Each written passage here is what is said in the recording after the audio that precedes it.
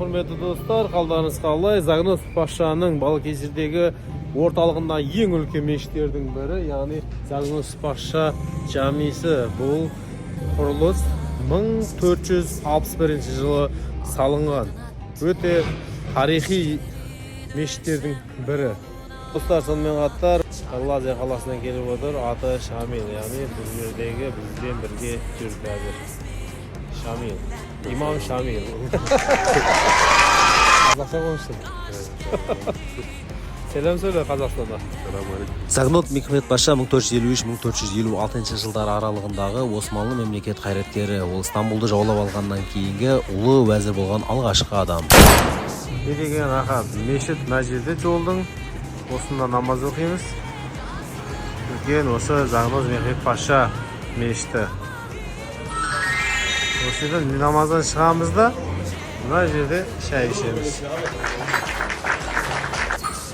Тарихи мешіт 15 ғасырда салынған, әлге дейін жұмыс жасайды. Құрметті қазақстандықтар, құрметті көрермендер, біздің елімізде осындай ескі мешіттер жұмыс жасайды ма? Қараңыздар, кез келген адам келіп қолдарын жуып отырып, дәреттерін алуға болады, немесе су ішіп таза кете беруіне болады. Қаланың жанында орналасқан адамдар айланып, барлық жерде рахаттанып жүре береді. Керек болса, мына құстар бар, емін-еркін, барлық жерде мына жағы қала, байқасаңыздар болады. Жұмысын жасайды, жұмысын жасап, мешітке кіріп, намазын оқып ала береді. Бұл батыс оңтүстік жағынан көрінісі. Тарихи Загнос Паша Camisi. Fatih Sultanның уәзірі болған еткен әдемі мешіт.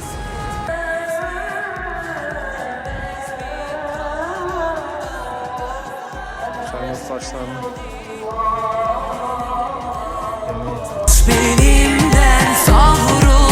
Құрметті достар, бұл мешітті салдырғаннан кейін Загнос Паша 3 жылдан кейін қайтыс болады. 1461 жылы ашылғаннан кейін 64 жылы 3 жылдан кейін дәл осында қайтыс болады. Жатқан жері мына жағында. Бала шағаларын ойнатып жүр әкелері. Көзіндерде шай ішіп отыр адамдар. Жұмыс барлығы. Мына жағында да дәрет алатын жерлер бар. Мінекей. Ана жақта да дәрет алатын жерлер бар. Бұның астқы жақтарында да дәрет алатын жер бар. Сонымен қатар жолда келіп барған сөйлесеңіз, мына жақтан да дәрет алып пайдаланып кете береді. Өте сауапты жұмыстар біреуге құдық қазып беріп. Загнос Пашаның ұсынысын бізге де осындай жасау керек деп ойлаймын. Неге? Өйткені бұл жердегі мешіт дауысын естеді. Естіген адам мына жерде жас балалар ойнайды, ойнайтын алаңдар бар. Ойнаған балдар, құлағы азанға үйренген балдар, олар жақсы бала болып шығады. Батыстан, яғни жаман нәрсені өз елімізге қосып ендіргеннен гөрі дамыған мемлекеттердің жақсы жақтарын, жақсы ұсыныстарын өзіміздің елімізге жасау керек деп ойлаймын. Тек қана жақсы жағын алуымыз керек. Өйткені дамыған мемлекеттердің қатарына ену үшін бізге осындай жұмыстар жасау керек. Жанында шай ішетін орындар бар, жанында азан дауысы естіледі, кіріп намаз оқып алады.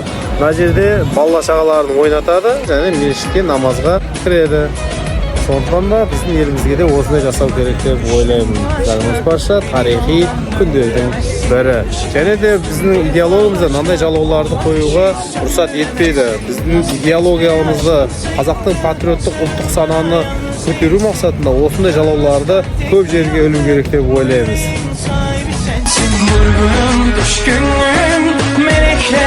Халық мына жерден дәрет алады. Дәрет алып намазға кете береді. Қараңыздар, неткен керемет. Мен сіздерге бір керемет нәрсені көрсетейін. Мына жерден мешіт. Мешіттің жанында шай ішетін орындар бар. Мына жерде уағыз айтылса, мына жердегі сыртта адамдар тыңдап, рухани білім ала береді. Неткен керемет. кереметті мешітті салғаннан кейін оның әйелі Фатма Сұлтанмен бірге осы мешіттің ауласына орналасқан кесенеге жерленген. Сонымен қатар ол Балқесердегі Октябрь деп аталатын мешітте де қосымша ғимараттар мен медреселер салды. Және де Бурса қаласында мешіт, мектеп, көпірлер салған. Эдириндегі мешіт және Токаттағы үлкен кітапхана да осы Загнуз Паша салдырған. Beni yoldan döndüremezsin. Işık yüzlüm bu defa. Mazar? Загнуз Пашa'nın mezarı. Kim? Загнуз Паша. Ha, Загнуз Paşa burada. Hangisi? O büyüğü. Ha bu çı? Загнуз Paşa değil. Yok, bunlar onun soyu. Ha büyük onu. Büyük devlet adamı. Öyle mi? Tamam. Загнуз Paşa Fatih Sultan Mehmet'in veziriymiş. Sadrazam. Hangisi? Balıkesir Muhasılı Hakkı Bey 1 numara buradaki. Aha. Bu da Rus Çukluzade Hacı Rıfat Efendi'nin eşi Amine Hanım 2 numara. Bu da buradaki. Ha. Mehmet Ağa'nın kızı Sıdıka Hanım 3 numara. Bu da buradaki. Ha. Yani burada yazılı buradaki mazarat. Mezarların Öyle mi? içindekiler, yani burada yatanlar.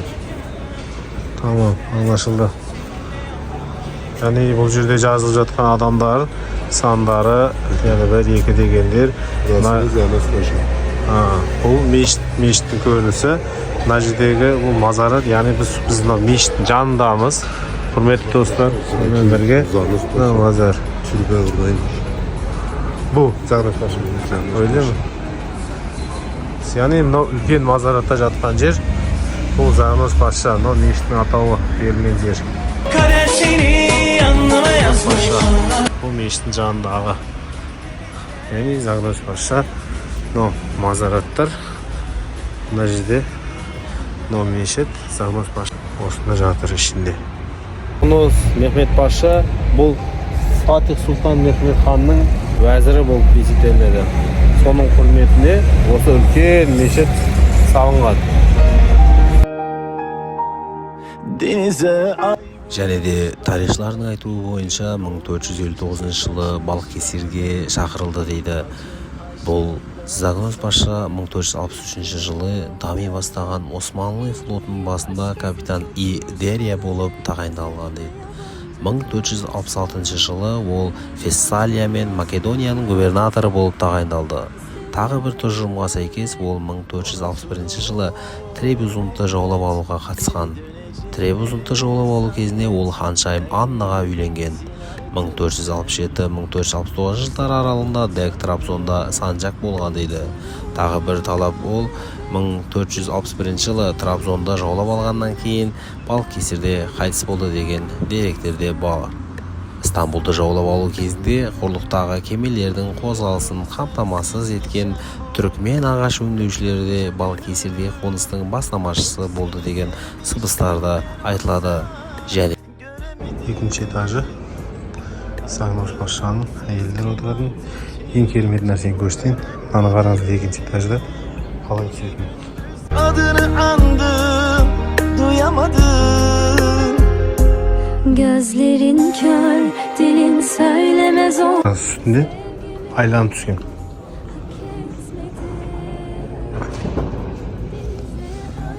Elkisler ғана. Мешіттерде. İkinci etажында Bağlay da.